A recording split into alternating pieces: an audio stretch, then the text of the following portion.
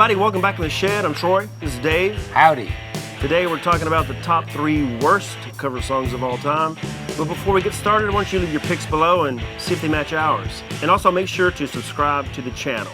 So one of the things I really love about doing these shows is not knowing Dave's picks, and he doesn't know my picks. I don't know his. And I'm always, leading up to when we record these things, I'm like, man, I can't wait to hear Dave's top 3. He basically shows up at my house.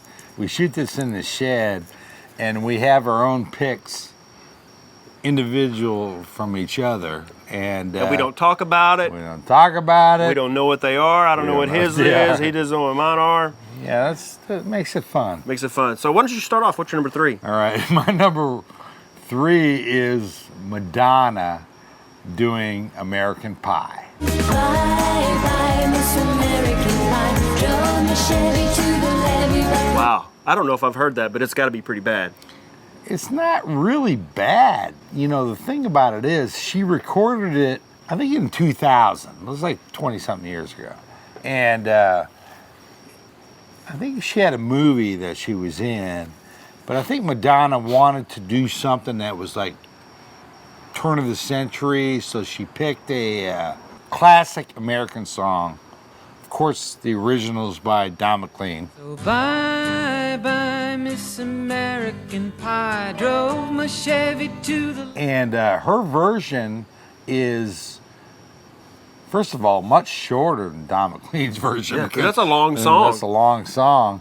And she truncated it to, fit in that 5-minute time frame that she needed. I could make those people dance.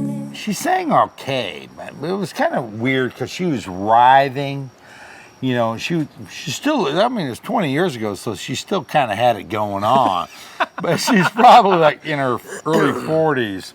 She doesn't look like she's got like a midriff going on, and she looked good. Is it an acoustic guitar?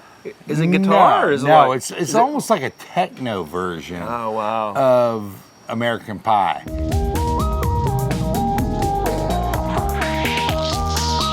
It was interspersed with these little vignettes of Americana, whether it was firemen or people bowling or all this kind of stuff. Was that the video you talking about? Yeah, the video. Yeah. If you saw the video. And it wasn't really a righteous cover of American Pie. Yeah. Because that's a song that no one should really cover. I was about to say that. There's a lot of songs that nobody should cover. And No.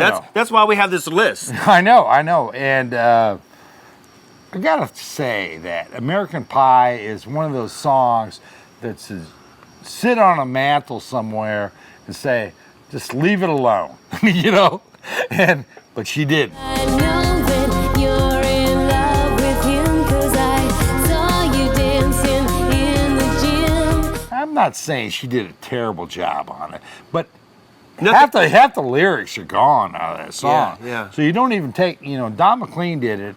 He talked about the day the music died, which is the day that Buddy Holly and Richie Valens and Big Bopper died in a plane crash in Clear Lake, Iowa, after playing a show. And it was a tragic day in rock and roll. Yeah. The way she covered it doesn't even begin to touch on that. Yeah, that's so not good. I'm going to put it down as my number 3. That's a great number 3. All right. What's your number 3? My number 3 is Metallica, Turn the Page. Here I go. Turn the page. So Metallica covered the Bob Seger song, Turn the Page, on an album they put out in 98, I think. I can't remember what it's called. Garage Days Revisited or something. They did a lot. I know when they did that song. They did a lot of covers on that album. Because, I told you before that I'd seen Bob Seger on the Stranger in Town tour, and they did Turn a Page, and that Live Bullet album was huge, and when I heard Metallica did it, I thought, oh, It's man. horrible, especially, the whole saxophone part.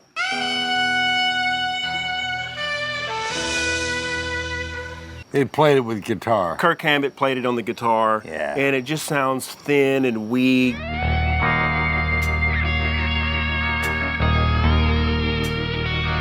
first of all, that's the 90s Metallica. That's when they were really sucking. Their guitars sound, to me, they sound sort of squeaky. They don't even Yeah. sound heavy. Yeah, And yeah. James Hetfield, man, come on, man. That is another one of those songs that nobody should attempt to cover. Yeah, most times you can't hear 'em talk.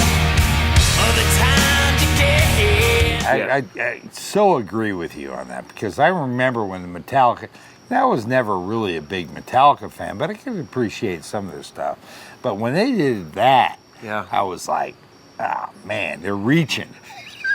I don't know why they would do that. I mean, I look back, I'm like, what were they even thinking? Why would they? Because it's not like they made it any better. They just made it shittier. I mean, really, they did. Totally made it shitty. Yeah, it's horrible. on the road again. There I am. I look at that song as another one of those songs that could sit on a shelf by itself I agree. and no one needs to touch it. I love, a lot of Bob Seger songs. That was a great song. That was really I think the biggest hit off that Live Bullet album. And there was a lot of great songs. Catmandu. Which I couldn't say before. Yeah, this is a great stuttering song. Great Yeah. stuttering song.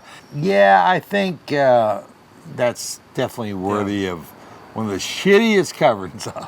Definitely is. Covered song. Anyway, so that's my number 3. What's your number 2? Well, it's Limp Bizkit, Oh, God. I don't even know what it is. Behind Blue Eyes. No one knows what it's like to be the bad man. Did they do that song? Really? Totally did that song. And, Wow. I don't even have to listen to it to know it's bad. well, the beginning of it sounds pretty much like a straight up cover of the Who version. To be the sad man behind blue eyes. They changed the lyrics in it and then they shortened it to the point where, the part of the song where it breaks between the intro and then goes up tempo. When my fist clenches, crack it open. Before I use it, lose my cool. They totally left that out. And they added these, other lyrics instead. And it sucks, man. Does he rap on it? He didn't rap, but Can he sing? I don't even know if he can sing. the beginning doesn't sound too bad, but it's like, no one knows what it's like to be hated. And I can sing that. I can play it. I mean, I can play that song front to back. The way they sort of, shortened the song and then made it this, like, pseudo mellow rocker for Limp Bizkit with, I just think it sucks.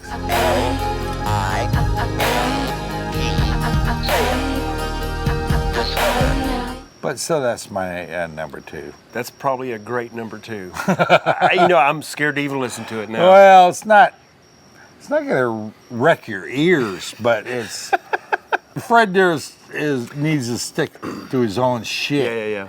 and not mess around with classics like Yeah. Behind I would Blue agree. Eyes. To be the sad man behind blue eyes. Well, my number 2 could very well wreck your ears Oh, really? because it is Big and Rich. You shook me all night long. Oh, fuck. Well, honey, you shook me all night long.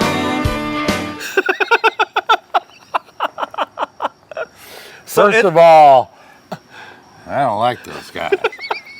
Yeah. I don't even know what they sing. I mean, some Save a cheesy- horse, ride a cowboy. is that what they sing? Oh my God, they're so terrible. Oh God! Well, this song is pretty terrible because they did a countrified pop version of AC/DC "You Shook Me All Night Long," which is one of the greatest rock songs of all time. Yeah, you shook me all night long. Well, I would have avoided it just because it's not rock.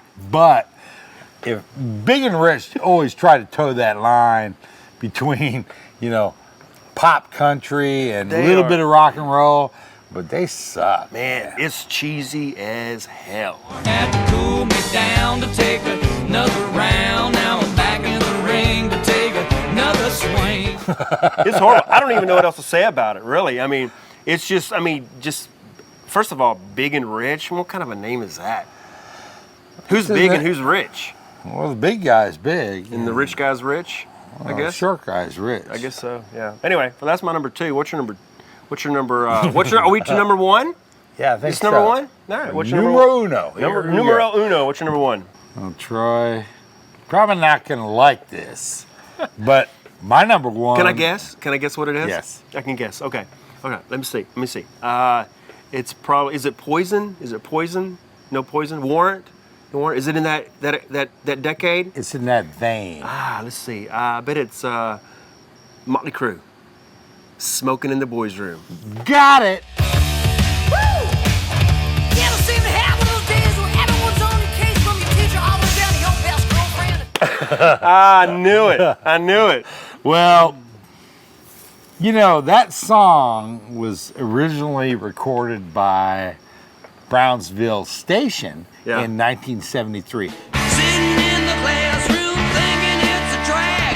Listening to the teacher. It became a hit. I mean, it was like a platinum song. I mean, it was a huge hit. I think it might have sold 2 million copies. And they were like a one and done band if there ever was one, because they had one song, and the Smoke in the Boys' Room, and everyone knew that song. If you're from my generation, Troy was like in diapers at that point when that song came out. I was listening to Disco Mickey Mouse. No. This was when you were listening to your mama's titty. Well, 73. How old were you? I was 2. All right, there you go. Motley Crue did it like, 15 years later. well, they did in, I think 85. 85. Yeah, 85. It was on the Theater of Pain album. It was their first single off Theater of Pain, and that video was all over MTV and Friday Night Videos. And it at the was time. on MTV. And if you watch that video, it is like the cheesiest, worst. It had these, characters on there. I love that video, man. I loved it when I hate that video. I know. It is It's cheesy. so bad. It epitomized the worst of hair metal.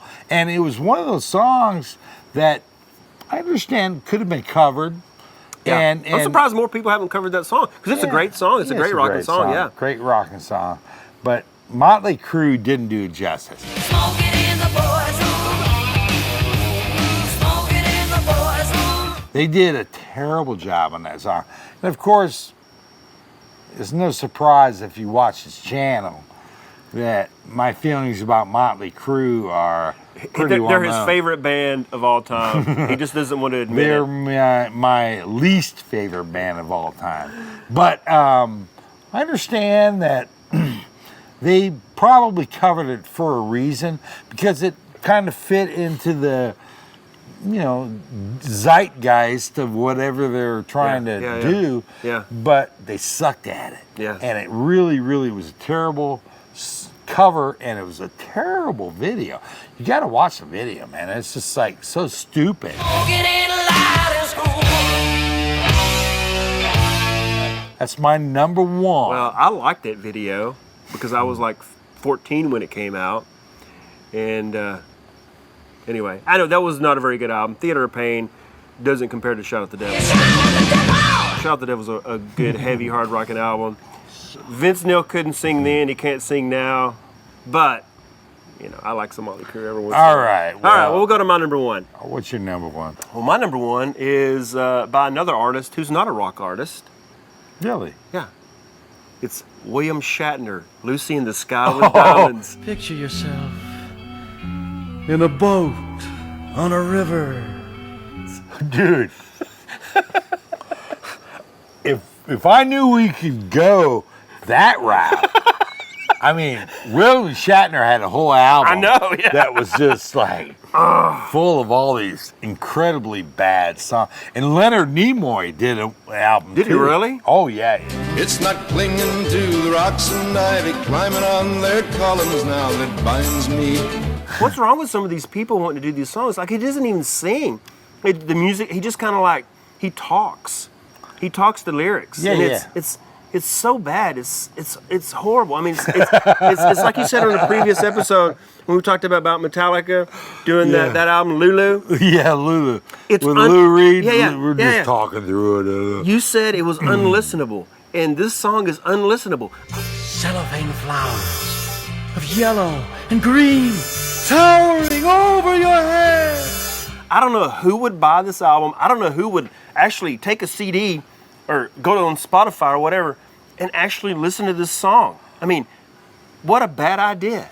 Look for the girl with the sun in her eyes, and she's gone. You should have went down that rabbit hole, I guess. Sorry, not Lou, but Shatner was kind of infamously known for doing that album. I think that did maybe more than one album, but he did do one song that I love. It's Common People. And in 30 seconds time, she said, I want to live like common people. I want to do. It's by the band Pulp. And he does the same thing. He just talks over the song. But great, it's a great song. And it has Joe Jackson. You know who Joe Jackson is? Oh, yeah. He's singing like these verses in the background. And it's a killer song. Wow. And I got to give it up for William Shatner, if not for just that one song. You'll never live like common people. You'll never do what. But he did a whole album of like really bad songs. Yeah. But this was later, I think. But anyways, that's a good one. It's a bad one. It's a bad one. It's a bad one. It's a bad one. Anyway, hey, that's our top 3 worst cover songs of all time. Make sure to subscribe to our channel. Get some merch below. Please comment. We'd love to hear your comments, and we will try to reply. Yeah, we love to hearing the comments. We want to see what your picks are. And leave the comments below and all that good stuff. And we'll see you next time in the shed. Bye-bye.